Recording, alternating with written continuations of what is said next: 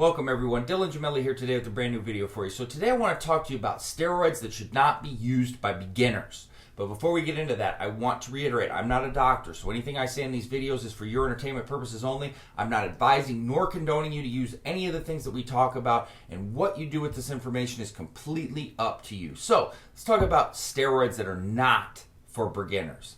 Now, obviously on a first cycle, you really want to keep things to one compound. All right, but on your second cycle and even really relatively going into your third cycle, give or take for some people, you're still kind of considered a beginner. So what I want to talk to you about are steroids that you definitely should not be messing around with in your early stages of cycling and steroid use. Okay, I know there's people that just that they have this mentality and this concept. Well, I'm just going to go all in because I'm all or nothing.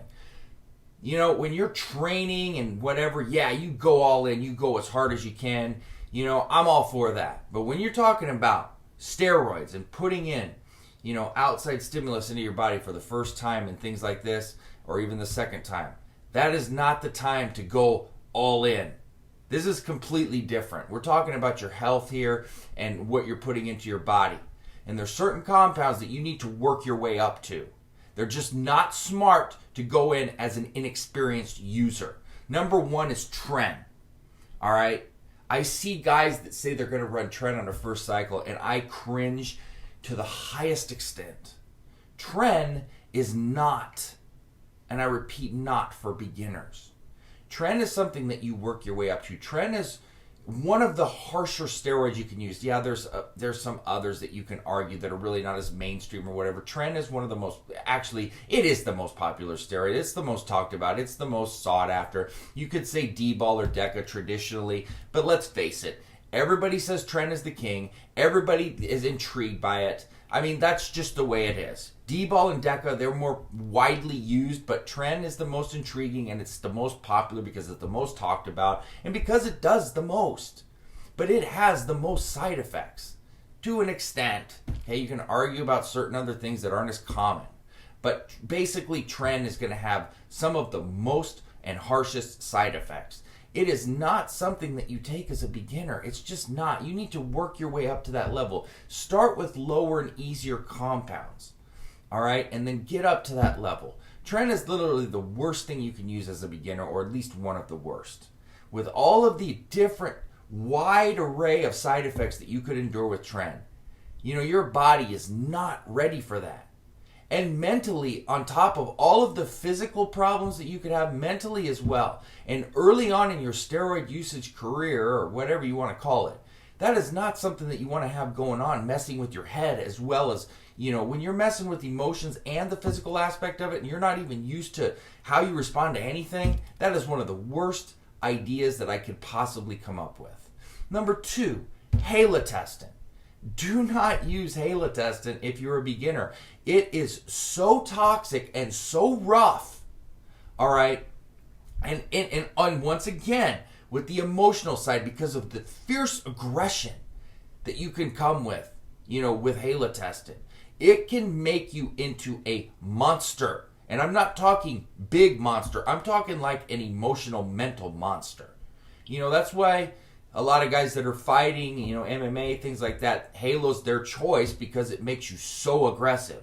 But it's not something to start with. The toxicity and the aggression are so overwhelming and so strong, your body is nowhere near ready for that in your early stages of steroid use. Number three, Anadrol. Now, Anadrol, once again, is very toxic, very rough on your blood pressure, cholesterol, liver. You know, these are things that you're going to get with oral steroids, but Anadrol's on another level to the extent of how harsh that it is and how much damage that it can really do to you. And it's one of those things where you could maybe get away with it, you know, earlier on, but I would advise you using less harsh orals like a T-ball and Anavar, my favorite, not. Even D-ball, because D-ball's not as, you know, toxic as Anadrol is. And a lot of people do run D-ball in their earlier stages. I don't have that big of an issue with that, to be honest with you. I just have the issue of the misuse, you know, misunderstanding estrogen, running it too long, running it too high.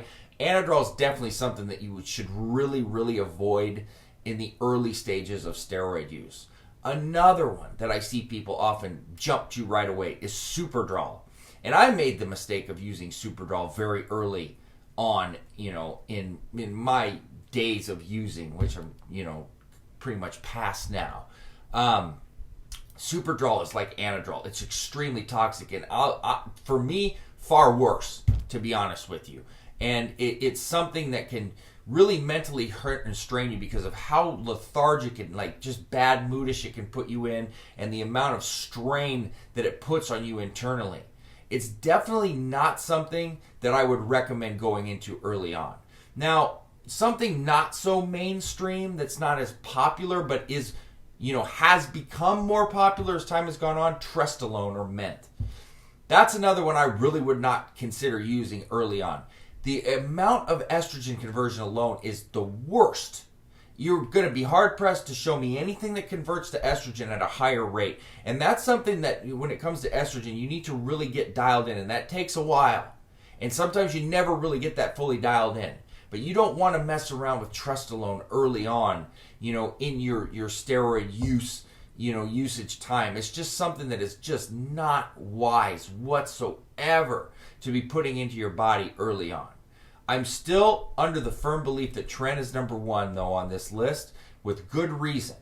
I just, and here, let me give you this. A few steroids that are better for beginners in your early stages. Obviously, Test.